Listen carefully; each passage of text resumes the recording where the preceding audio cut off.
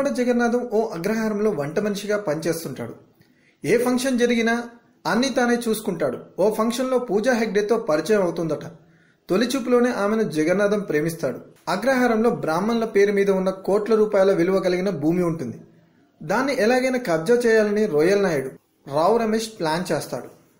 Foreign కేంద్రంగా చేసుకుని అక్రమ దందా చేసే మాఫియా డాన్ ఇదే భూమిపై కన్నేస్తాడు. తన అనుచరులకు పురమాయిస్తాడు. మాఫియా డాన్ గ్యాంగ్ను ఆట కట్టించి విలన్ ఎదుర్కొనేందుకు డీజేగా మారి విదేశాలకు వెళ్తాడు. అక్కడ విలన్ ని చూసి డీజే షాక్ గురవుతాడు. మాఫియా డాన్ ను చూసి డీజే ఎందుకు షాక్ అయ్యాడు?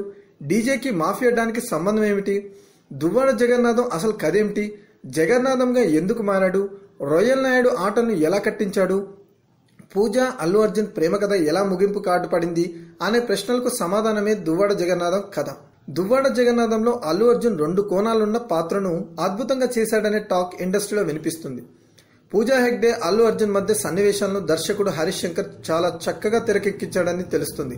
పూజ అల్లు అర్జున్ మధ్య కెమిస్ట్రీ బాగా వర్కౌట్ అయినట్లు సమాచారం. ఈ చిత్రం కథ రొటీన్ గా ఉన్నప్పటికీ క్లైమాక్స్ అదిరిపోయిందంటూ ఫిలిం నగర్ లో ప్రచారం జరుగుతుంది. ఊహించిన విధంగా ముగింపు ఉందట.